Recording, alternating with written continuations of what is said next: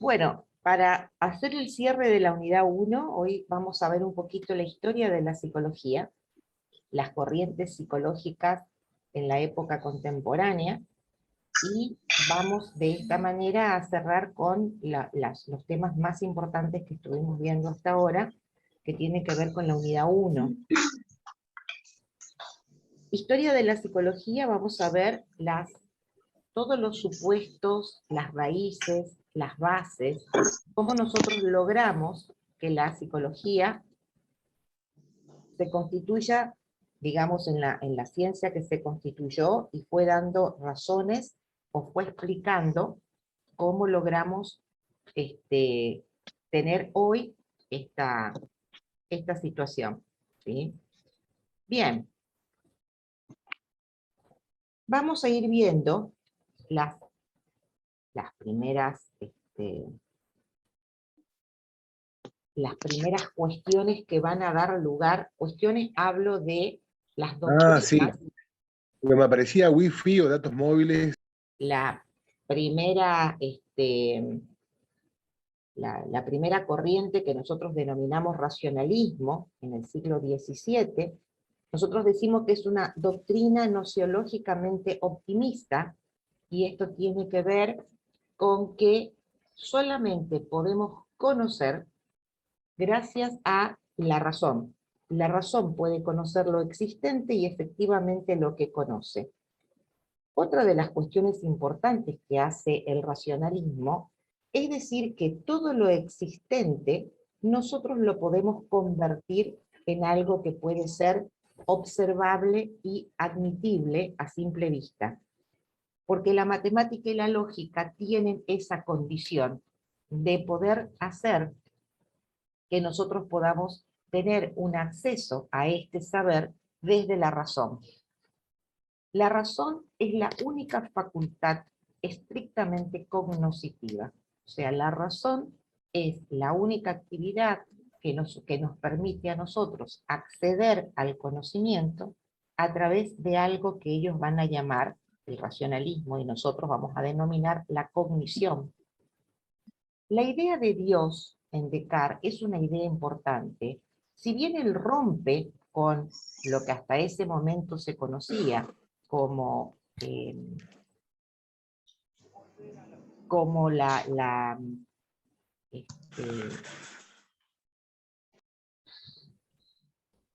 como la aparición de la ciencia, y se rompe con la idea de Dios, sin embargo, Descartes lo vuelve a retomar. Esto es necesario que ustedes lo sepan, no es imprescindible, ¿no? Pero la idea de Dios sigue estando como algo importante para Descartes y para lo que en el mundo y en ese momento era necesario. Como contrapartida a Descartes, y ustedes habrán visto que a raíz de la razón era muy difícil que la ciencia psicológica pueda convertirse en tal, pero sí lo va a lograr con el empirismo, decíamos nosotros, ¿no? Es una corriente filosófica para la cual todo conocimiento se basa en una experiencia sensorial. Va a decir el empirismo, yo necesito experimentar para poder conocerlo. El empirismo dice que no existe nada a priori es sin intervención de la experiencia, como decía el racionalismo.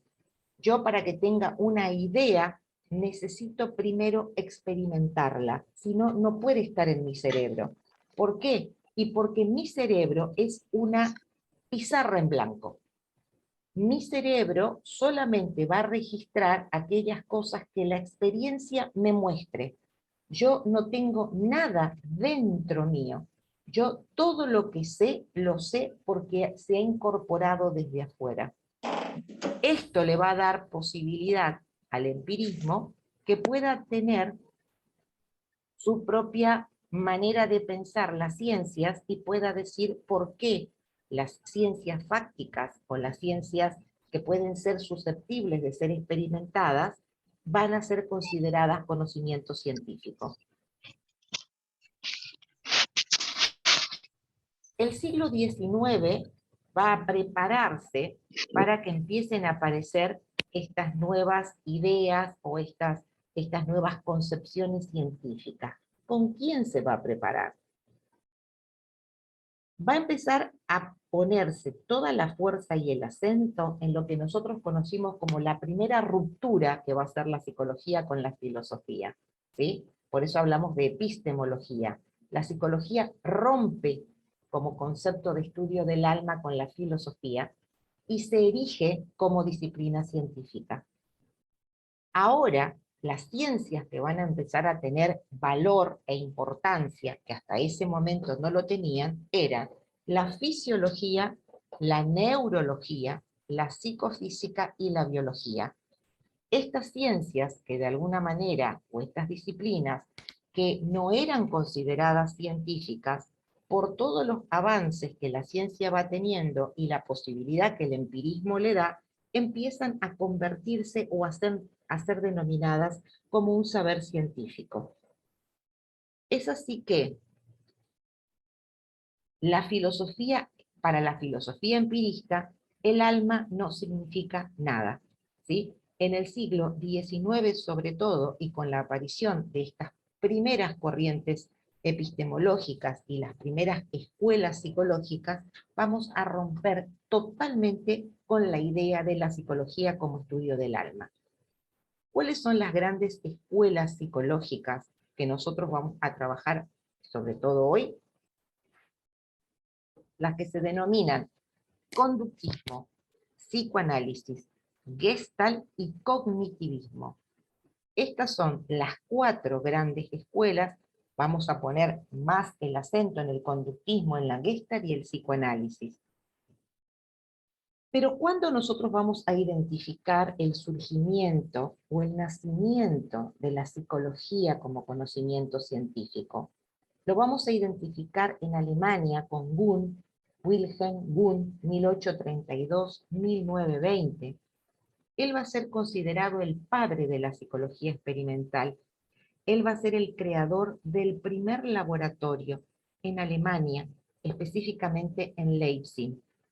En 1879 se va a tomar como la fecha fundacional de la psicología, que por más que nosotros dijimos que ya se veía esta necesidad que tenían en el mundo antiguo de comprender el modo en que nosotros pensábamos, el modo en que nosotros representábamos las ideas, el modo en que nosotros procesábamos y elaborábamos nuestras formas de pensar. Sin embargo, va a ser con Wundt cuando va a empezar a aparecer como concepto científico, ¿no? La palabra psicología. La mayoría de los estudios de Wundt tenía que ver con calcular básicamente el tiempo en que los sujetos nos llevaba a responder o resolver o reaccionar frente a un nuevo estímulo. Era una psicología muy básica, donde las imágenes se asociaban con colores, con representaciones, y luego se construía una idea. O sea, habían elementos que nosotros, frente a esos estímulos, asociábamos y producíamos una idea. ¿Ah? Eran elementos y asociaciones. Él escribió un primer libro clave que fue en la historia de la psicología, que fue Principios de la Psicología Fisiológica. ¿Ah? Fíjense ustedes cómo la fisiología empieza a tener y a dar sustento a lo que va a ser las respuestas psicológicas que nosotros vamos a dar. Nosotros identificamos a Wundt como el creador del estructuralismo, porque básicamente él quería ver cómo y asociar cómo la forma que tenían las moléculas, ¿no? Los átomos, tenían relación a la mente, ¿no? Quería hacer una asociación de ese tipo. Por eso se va a llamar estructuralismo. Wilhelm Wundt su estudio fue el estudio de la mente a través del método científico de la época. La preocupación central de él fue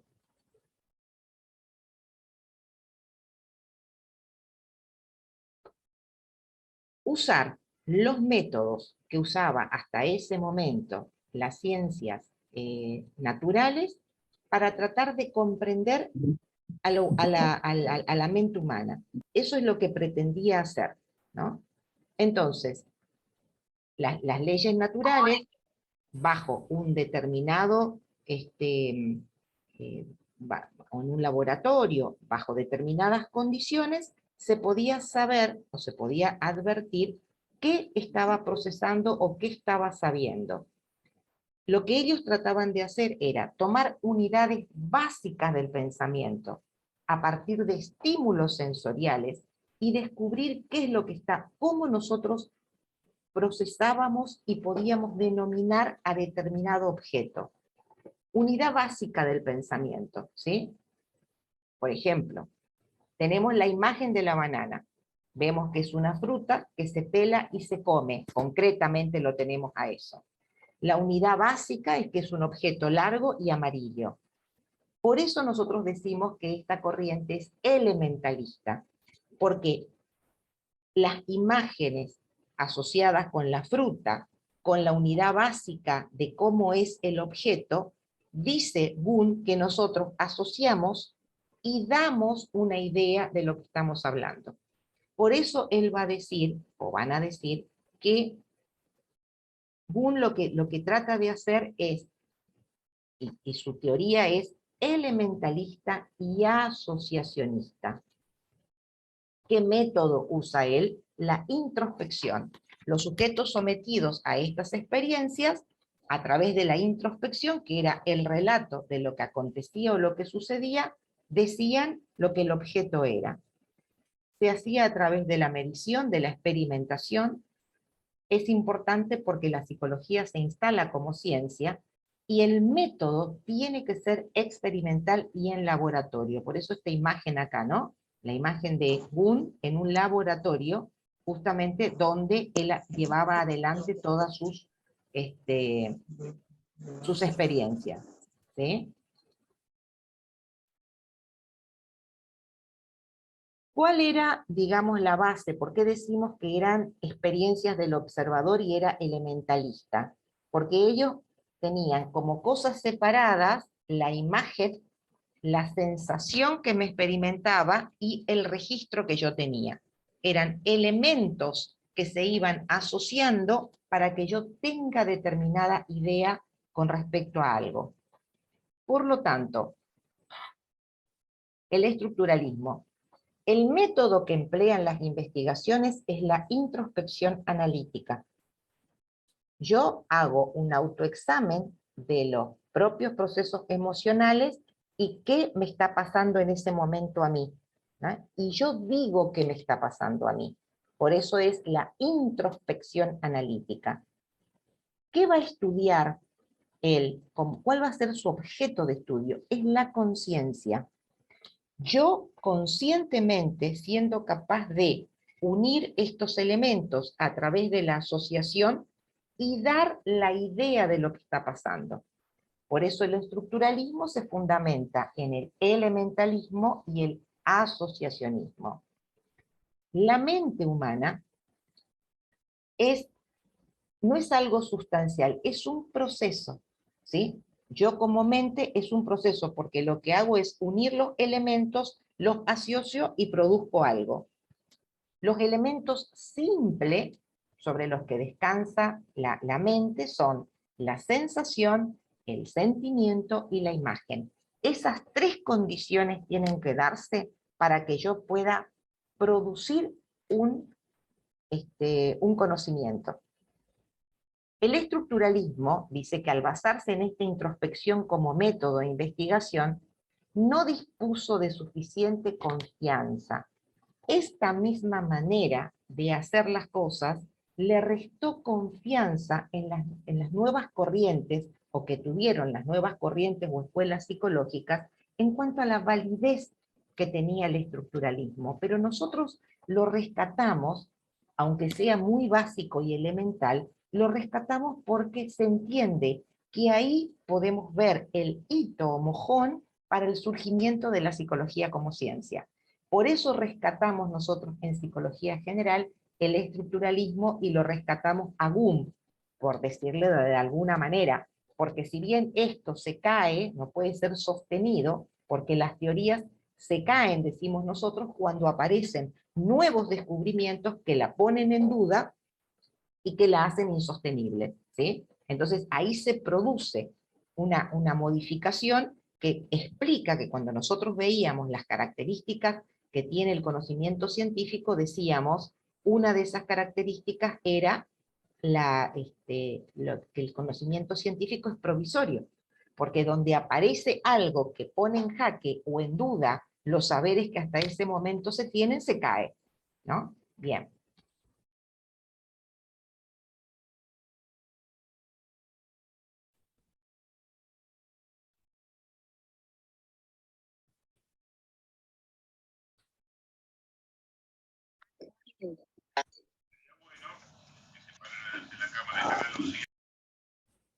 ¿Cuáles son las críticas que se le va a hacer a esta teoría?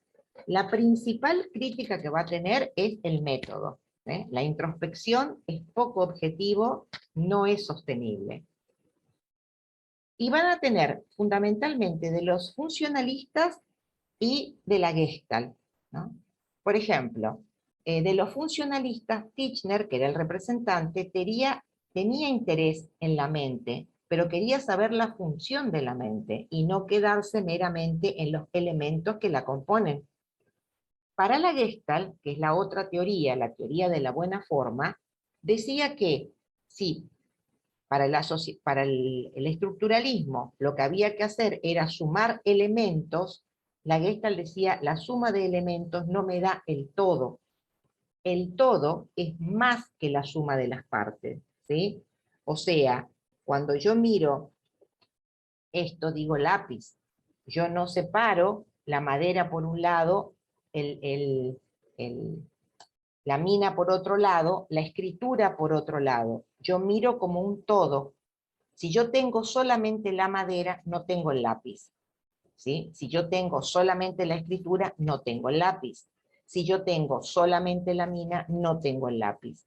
Lo que la Gestalt va a decir es, el todo es más que la suma de las partes. Y con esto van a romper con la idea elementalista y asociacionista que proponía el estructuralismo. El estudio de los procesos psicológicos, según estos criterios, para que el conocimiento psicológico pueda ser considerado científico, ¿sí?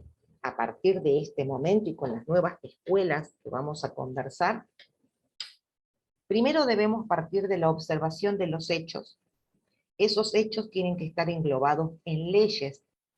Esas leyes deben estar relacionadas entre sí y deben poder explicar, predecir y eventualmente controlar la aparición de determinadas conductas en los sujetos. Esas condiciones no tenía el estructuralismo. Por eso va a ser tan criticado, ¿no? El conocimiento tiene que partir de la observación de hechos, que tiene que estar en leyes, y estas leyes deben poder explicarnos y decir qué va a suceder frente a determinada condición o circunstancia. Para esto, nosotros vamos a identificar a una persona muy importante en la historia de la psicología, que va a ser la primera escuela psicológica que se va a oponer totalmente al estructuralismo, que es el conductismo. Watson va a dar un giro y va a pasar a definir a la psicología como el estudio de la conducta observable. Es todo aquello que yo, como experimentador, como investigador, puedo observar en un sujeto. Puedo ver cómo responde un sujeto frente a determinada situación y puedo darme cuenta o advertir lo que allí está pasando. Entonces dice, la psicología pasa a entenderse como el estudio de las reacciones objetivamente observables como respuesta a estímulos objetivamente observables, ¿sí? Vamos a suponer, y ahora lo que estamos viviendo, objetivamente, ¿sí? ¿Cómo reaccionamos frente al gol o al primer gol que Argentina le hizo a México en el Mundial. ¿Sí? Todos pudimos observar el grito, la alegría, la respuesta fisiológica y corporal que todos tuvimos frente a un estímulo objetivamente observable que fue el gol. Frente a ese estímulo hubo una respuesta nuestra, ¿no? Hay un estímulo observable, el gol. Inmediatamente la reacción nuestra frente a eso, que también es observable. Por eso, para Watson, es objeto de estudio de la psicología lo que yo puedo ver. ¿Y qué puedo ver? Puedo ver cómo reacciona el sujeto, que se denomina área 2, área de la conducta, área 2, y cómo me comporto en función al entorno y a los estímulos que me ofrece, el área 3, el área que tiene que ver cómo yo me desempeño con el resto de los que conmigo están. Entonces, va a dejar de estudiar a la conciencia para pasar a estudiar la conducta. Cómo yo frente a determinados estímulos me comporto. ¿Y qué cosas van a estudiar? Lo que se ve. ¿Y qué se ve? Y se ve si yo transpiro, se ve si me sonrojo, se ve si me tiemblan las manos, la respuesta corporal. Y se ve cómo yo actúo en el contexto. Entonces, el conductismo va a decir que el estructuralismo no se puede, porque no se puede observar la conciencia, porque no se puede dejar librado a lo que el sujeto dice de lo que le está pasando, ¿sí? Y tampoco puede comprenderse el mundo a partir de elementos, sino que se comprende con reacciones que tengo yo, que son objetivas y que todos la ven frente a un estímulo determinado.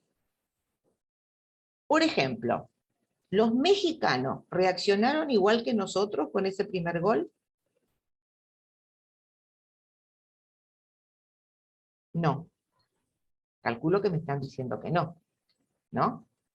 No, No. Sí, Bien. profe, no. No, profe. Bueno, no reaccionaron. No, O profe. sea, cada uno va a reaccionar según lo que esa experiencia le signifique a cada uno, ¿sí? Por lo tanto, vamos a decir para Watson que la psicología va a ser la conducta observable y que va a ser el estudio de las reacciones que se pueden observar en el sujeto, que van a ser respuesta a estímulos que se pueden observar también. ¿Cómo va a decir él? Recuerden ustedes que acá es fundamental el método, ¿no? O sea, ¿qué objeto de estudio y cuál es el método?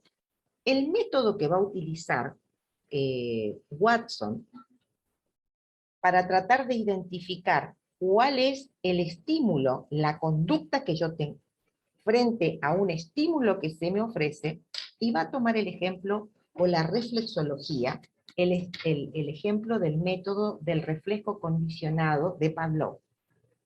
Pavlov utiliza el estudio del método condicionado diciendo que cuando nosotros somos estimulados en forma sistemática frente a un mismo objeto, reaccionamos de la misma manera, ¿sí? Por ejemplo, se le presenta al perro un estímulo, que es una campana. Cuando suena la campana, inmediatamente se le da de comer. Pasado un tiempo, el perro suena la campana y va a salivar, porque ya va a estar condicionado. Lo que se va a hacer es se va a trabajar el reflejo que va a condicionar la conducta. Entonces, lo que hay que hacer es, para que yo aprenda algo, ¿sí? Se me genera un estímulo para que yo tenga una respuesta. Y esa respuesta es una conducta observable. Yo digo A, B, C, D, E, F, G, H, I, J, K, ¿no? Se me estimula a que yo practique, practique, practique, practique y tener una respuesta. Y se me da un refuerzo. El refuerzo es, muy bien 10, tenés una carita alegre, tenés un premio de tal o cual cosa, y se refuerza que yo, cada vez que vea el estímulo, responda. Entonces la seño muestra en el pizarrón muchas letras, muestra una y dice C, decimos todos, ¿no? D, decimos todos. O sea, hay un estímulo, hay una respuesta. Y la conducta es observable. Entonces, este es el modo a través del cual ocurre el aprendizaje. Dice el conductismo. ¿Qué pasaría en una clase? En una clase todos tenemos el mismo estímulo, todos reaccionamos de la misma manera, todos pensamos igual. ¿Sí? Entonces, la educación lo que va a ir haciendo es, nos va a ir estimulando a todos, que vamos entrando probablemente, como dice la viñeta, con diferentes ideas, y vamos todos a terminar haciendo o pensando exactamente lo mismo. Esta teoría de del conductismo y estos aportes que va a tener, va a poner entonces todo el saber y todo el objeto de la psicología afuera. Es la experiencia lo que me ofrece afuera el entorno, lo que va a permitir que yo aprenda. ¿Sí? Ahora bien, ¿qué pasó con el ejemplo de Pavlov? El ejemplo del perro. El ejemplo del perro fue el siguiente. Cuando empezaron a sonar la campana y dejaron de darle la comida, el perro durante un tiempo salivó. Después se olvidó, porque cuando ya no apareció la comida, la campana ya no le significó nada. Entonces, la escuela en este caso advierte que repetir, estimular de la misma manera, no siempre daba buenos resultados. Y la teoría empieza a entrar en una crisis y en una duda, ¿no? En función a esto van a aparecer otras corrientes, otros pensadores, que van a decir, en este caso nosotros conocemos con el nombre de la Gestalt, ¿no? Esta es otra teoría que al ver las fragilidades del conductismo, va a empezar a decir, sobre todo porque empiezan a aparecer, posterior a las guerras, las personas que venían de la guerra venían con muchos síntomas, que en este caso, yo voy a hablar, me recordaba recién el grupo anterior, que se llama el reflejo del miembro fantasma, ¿no? Entonces, por ejemplo, muchos soldados que habían perdido algún miembro, superiores o inferiores, expresaban que sentían dolor en ese lugar, donde había estado algún miembro superior o inferior, ¿no? Brazos o piernas. Entonces, lo que ellos se dan cuenta es que el cerebro sigue percibiendo a la situación como un todo. O sea, el cerebro sigue teniendo el registro de nuestro cuerpo, en este caso como un todo. Y ahí empieza la investigación acerca de entonces, realmente, cómo nosotros percibimos el mundo. ¿Percibimos, como dice el conductismo, como todo estímulo? ¿O cómo lo percibimos? Porque según el conductismo, nosotros no deberíamos tener registro del miembro fantasma.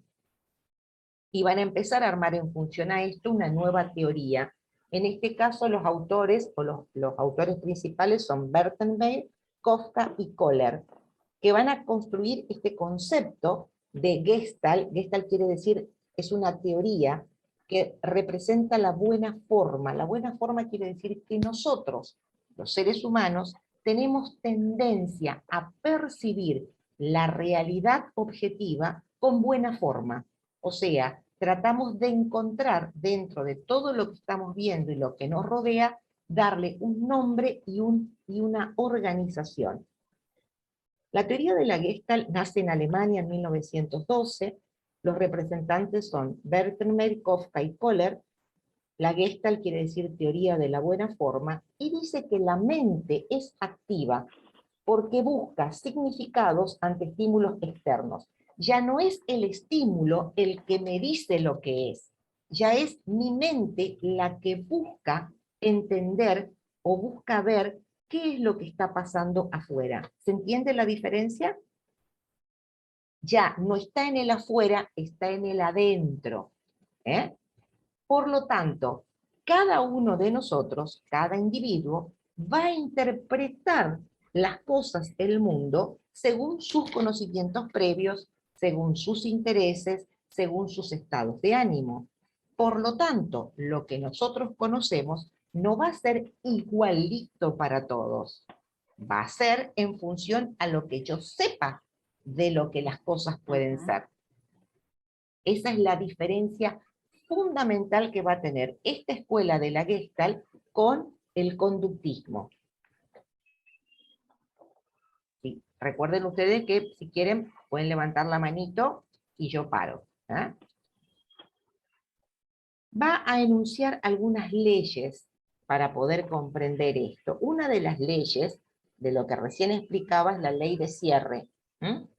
Fíjense ustedes que las figuras están incompletas, pero nuestro cerebro las completa, dice la Gestalt. O sea, yo no digo hay una línea, hay 2 líneas, 4 líneas, 6 líneas o una línea infinita. No, yo digo un círculo o digo un triángulo cuando yo observo esto. Y esto es así porque el cerebro tiende como ley inmediatamente a organizar el mundo exterior. A eso le da el nombre de ley de cierre.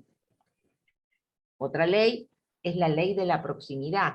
Esto nos muestra la Gestalt para que nosotros veamos cómo nuestra tendencia siempre es a organizar los estímulos que vemos afuera. No es que el estímulo me organiza, yo organizo el estímulo y lo voy a hacer en función a los saberes que tengo, los conocimientos que tengo, las experiencias que he tenido.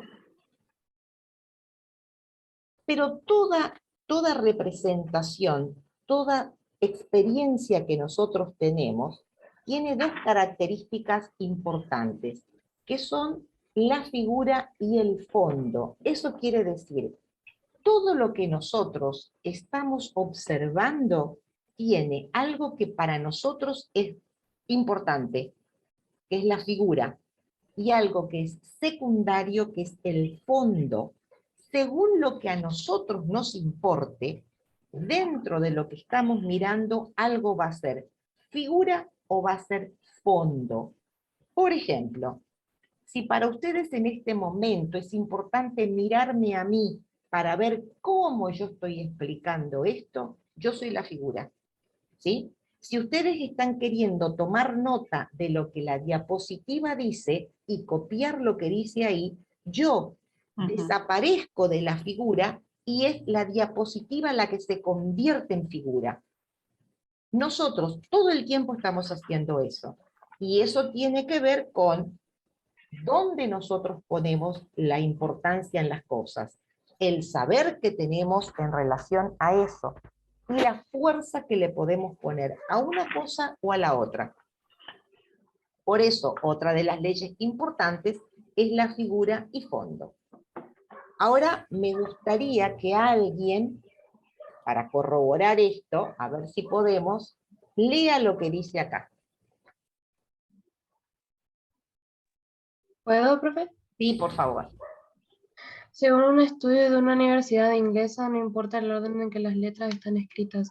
La única cosa importante es que la primera y la última letra estén escritas en la posición correcta. El resto pueden estar totalmente mal y aún podrás leerlo sin problemas. Esto es porque no leemos cada letra por sí misma, sino la palabra en un todo. Muy bien. ¿Qué quiere decir eso, Blanca? Primero, Blanca, ¿vos ya habías visto esto alguna vez? No, o sea, sí, he visto que esto de que ponen las letras así todas desordenadas, pero igual vos lo podías leer porque tenía sentido, porque ya conoces la palabra, entonces podés leerla como Claro. originalmente está escrita. Bien, era un saber algo que vos ya tenías, ¿sí? Sí. Lo que la Gestalt nos enseña es que el cerebro no ve palabra letra por letra, ve la palabra. Y si yo ya conozco la palabra y la primera letra y la última están bien ubicadas, la leo convencionalmente y todos la entendemos. Este es el ejemplo por el cual la Gestalt dice, todos podemos organizar ese saber. por supuesto que nosotros tenemos algunas condiciones. Por ejemplo, todos sabemos leer, todos sabemos las convenciones de las letras.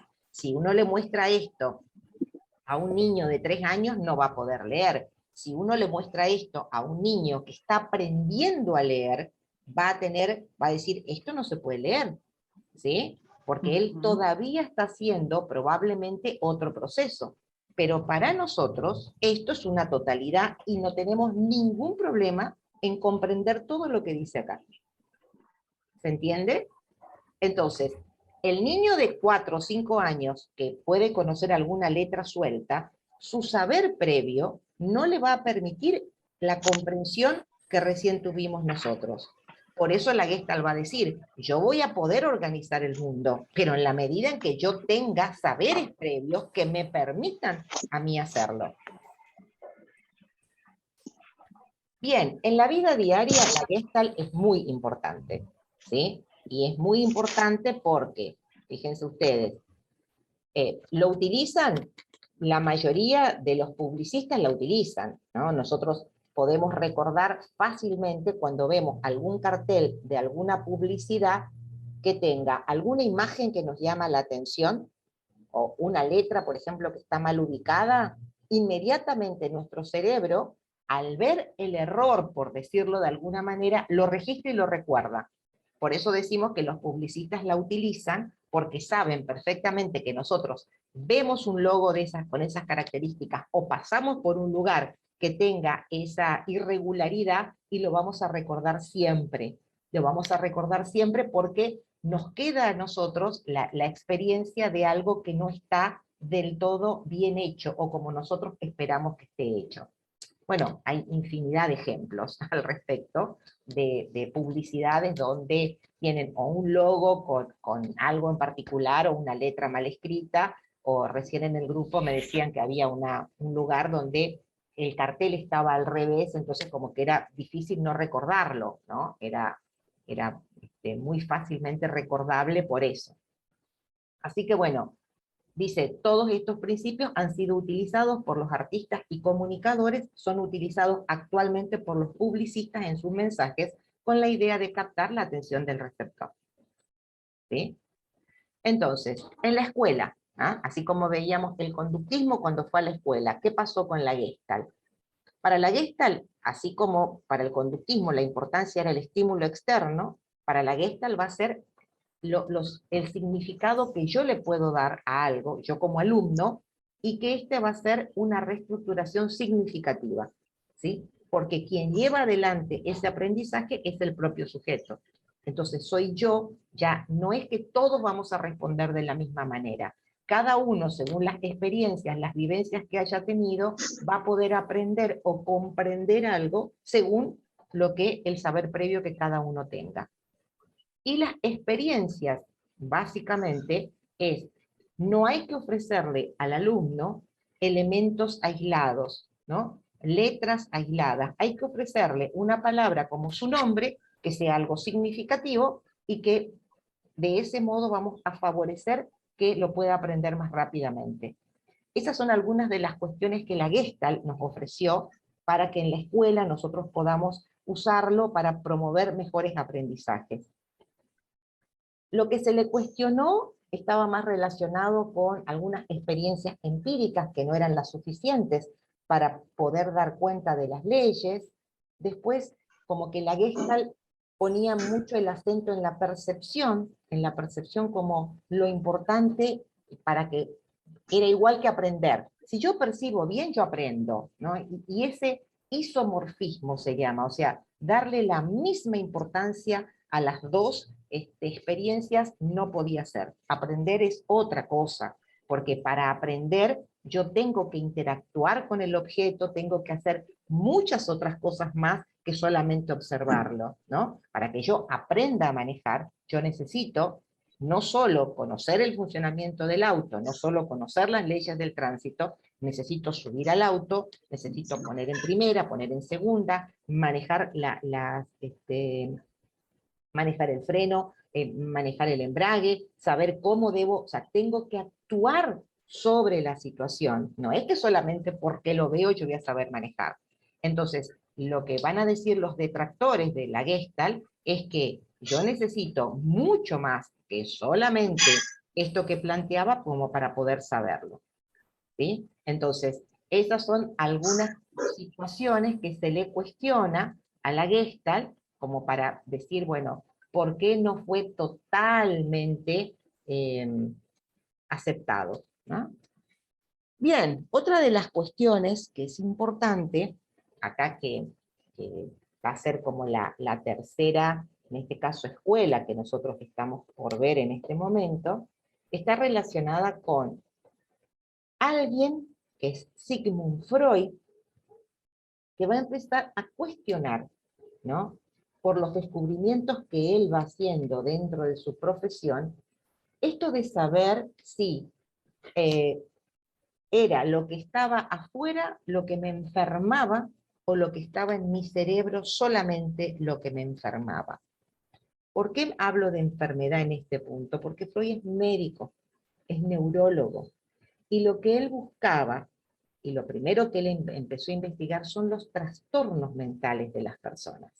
Y en esos trastornos mentales, porque él trabajó en un centro que se ocupaban, digamos, de los trastornos mentales, porque él era neurólogo, él lo primero que va a empezar a tratar de hacer es curar, ¿no? Como médico, trata de curar. Cuando trata de curar, él se da cuenta con otros colegas que habían muchas afecciones, muchas enfermedades que no podían ser explicadas por la ciencia. En este caso en particular, personas que, por ejemplo, tenían totalmente inmovilizado el brazo o algún miembro del cuerpo, pero no había ningún compromiso orgánico que estableciera por qué la persona tenía ese problema. Y no podían destrabar porque la persona no sabía por qué, no lo podía mover y no había manera física en que lo pueda hacer. Entonces, empiezan como una experiencia a tener este vínculo con la hipnosis, ¿no? Como método, para ver si desde ahí podían descubrir qué le pasaba a las personas y si las podían curar. Empiezan a hipnotizar a las personas y muchas de ellas, bajo el efecto de la hipnosis, podían explicar cuál era el trauma que había ocasionado que no puedan mover o que no puedan incluso hablar o que no puedan escuchar o que no puedan hacer un montón de cosas y podían explicar cuál era el trauma que había atrás de esto. Entonces, ahí descubre Freud qué cosa. Descubre que el origen de las enfermedades no necesariamente está en las experiencias que hemos tenido desde afuera, y nosotros como sujetos pasivos, ni todo lo que nosotros ya sabemos como experiencia interna. Hay algo, dice él, del orden de lo que no sabemos, no conocemos y no entendemos, que nos gobierna, que hace que nosotros nos comportemos de esta manera y no sepamos por qué lo hacemos. Le dio el nombre a esa entidad o a esa manera de actuar inconsciente. Él empieza hablando de que hay algo que es absolutamente desconocido para nosotros, que no está ni adentro ni afuera, que no es explicado ni por el conductismo ni por la Gestalt, que es algo más, ¿no? Que nosotros no podemos conocer y que nos lleva a conducirnos como nos conducimos. Acá lo importante en esto es, fíjense ustedes, que el método de la hipnosis era valioso porque el sujeto podía decir lo que le pasaba. Pero ¿cuál es el problema de la hipnosis? Primero, no todos podían ser hipnotizados. Y segundo, una vez que la persona salía del proceso de hipnosis, no recordaba nada. Por lo tanto, no se curaba. ¿Sí? Y cualquier cosa que le podían decir desde afuera era vivido como una experiencia totalmente desconocida. Entonces, no conducía a la cura. Ahí Freud también descubre el valor de la palabra como efecto terapéutico. Y va de esa manera a construir un nuevo método para tratar de curar a las personas. Ese método va a ser denominado asociación libre.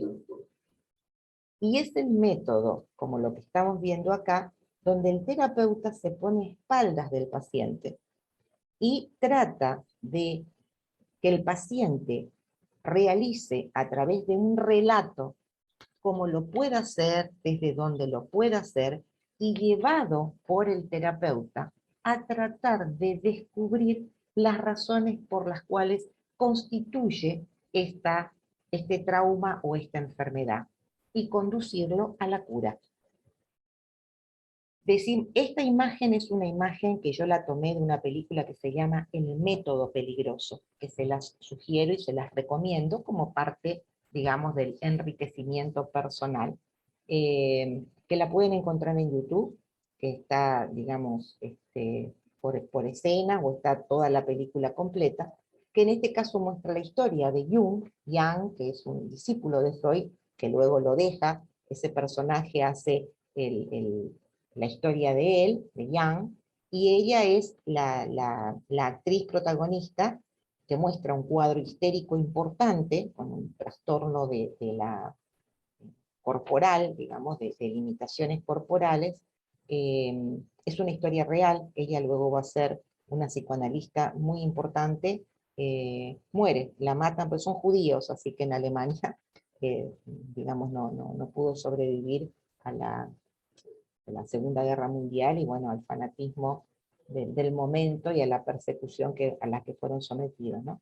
Pero les recomiendo que la vean, como para que vean, bueno, cómo se pone en funcionamiento esto y qué es lo que acontece cuando un trauma se instala, sobre todo en la primera infancia, y las consecuencias que puede traer.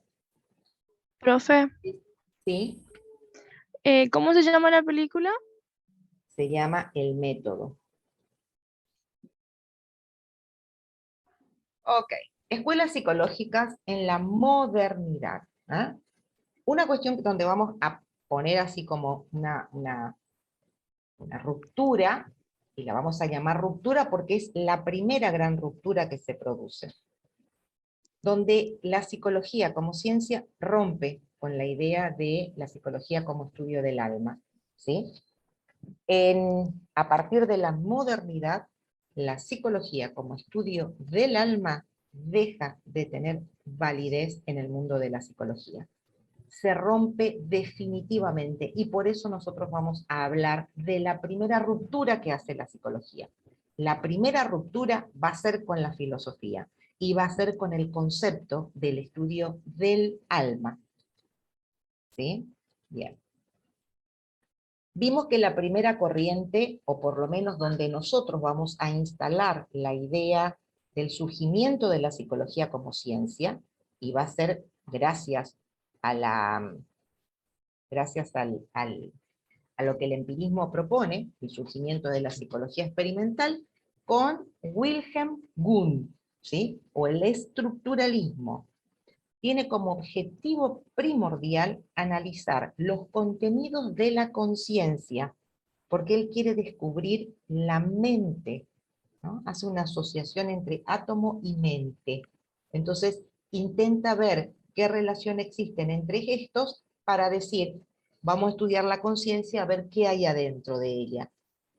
¿Qué método usa para investigar? La introspección, ¿no? La posibilidad esta de pensarse a sí mismo, que consiste en que las personas puedan informar con detalle aquellas experiencias dentro de un laboratorio, y son experimentos que han sido previamente determinados por el investigador. En 1879, en Leipzig, Alemania, surge el primer laboratorio dedicado a la investigación, ¿no? Por eso decimos que él va a ser el padre de la psicología experimental.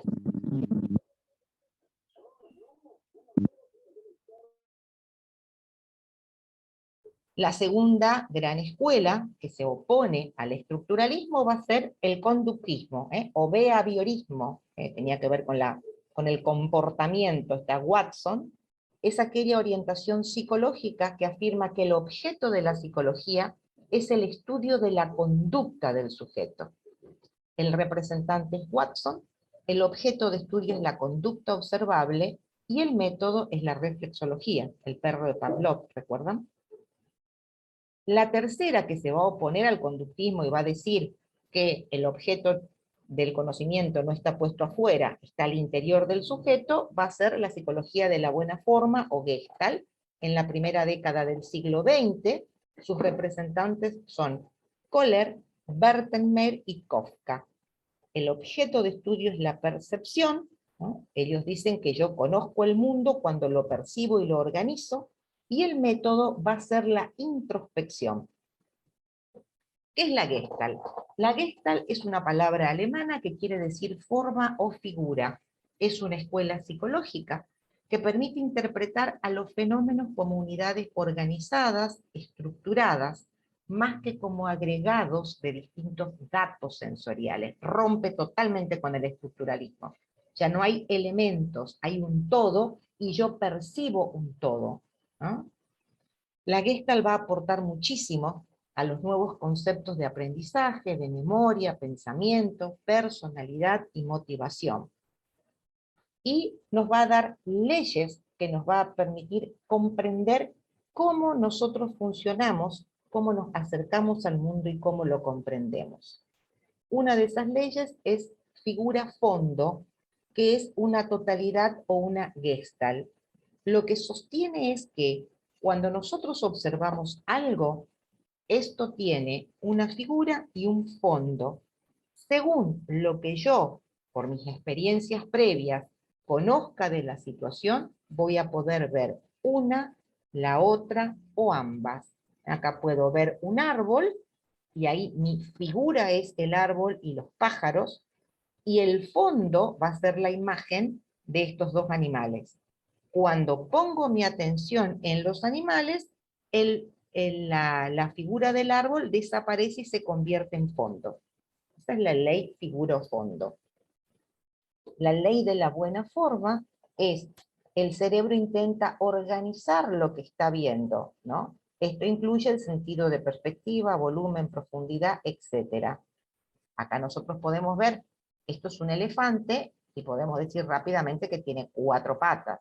Pero acá vemos una, acá vemos otra, acá podemos ver otra, otra, ¿ah? O sea, cómo una misma cosa puede ser observada o puede ser vista, cómo el cerebro inmediatamente trata de organizar esta información, aun cuando ésta se presenta confusa.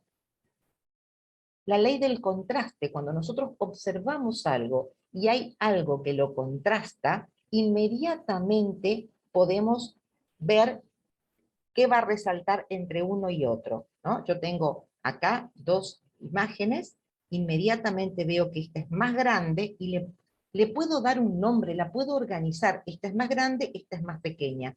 Para que mi cerebro haga eso, yo tengo que contrastar las imágenes, dice la Gestalt.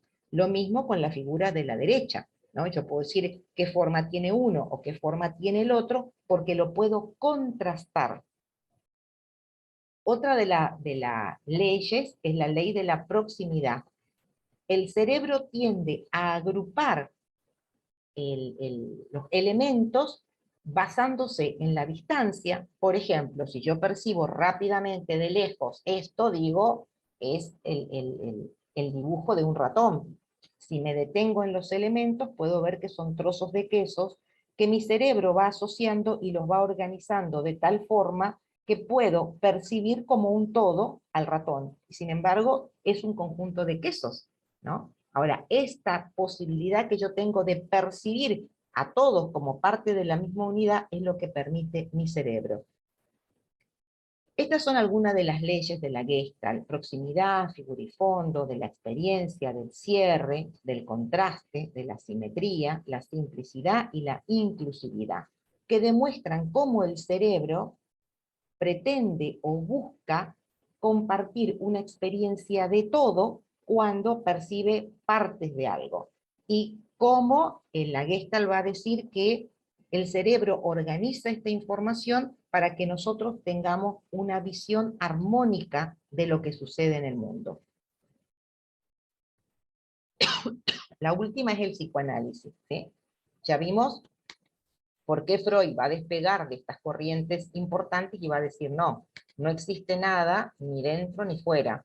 Existe una entidad psíquica de la cual nosotros no tenemos acceso directo, que se denomina inconsciente.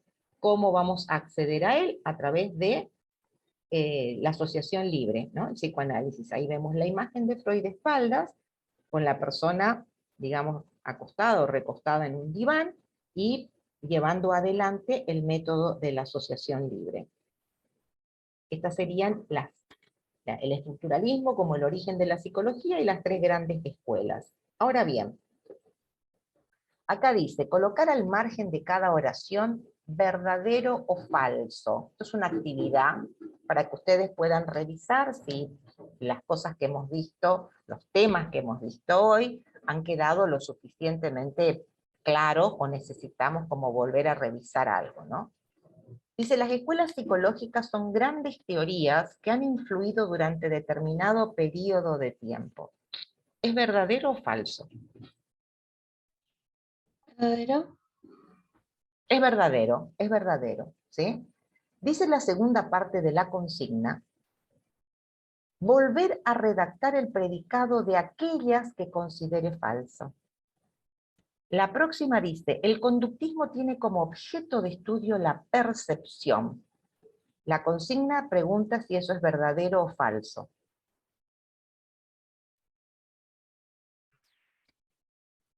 ¿Cuál Es es el falso. objeto de estudio de la percepción? ¿Eso es verdadero o es falso? Es falso. El Es conductismo tiene como falso. objeto de estudio la conducta. En cambio, la La Gestalt tiene la conducta, percepción. ¿qué conducta? La conducta observable. Perfecto. Entonces, la segunda parte de la consigna dice volver a redactar el predicado. Entonces, ustedes deben poner abajo, el conductismo tiene como objeto de estudio la conducta observable. La tercera afirmación dice, el psicoanálisis tiene como método la reflexología. ¿Es verdadero o falso?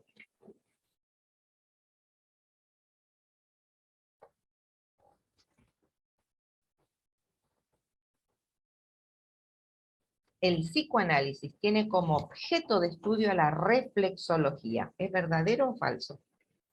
Falso. Es falso. ¿Cómo debemos poner? El psicoanálisis tiene como método la asociación libre. Perfecto. Bien, esto es nada más que, en general, para que todos veamos, bueno, qué cuestiones fuimos trabajando y qué cuestiones hay que seguir revisando eventualmente. ¿Sí? Muy bien. Acá la idea es convocarlos para la próxima.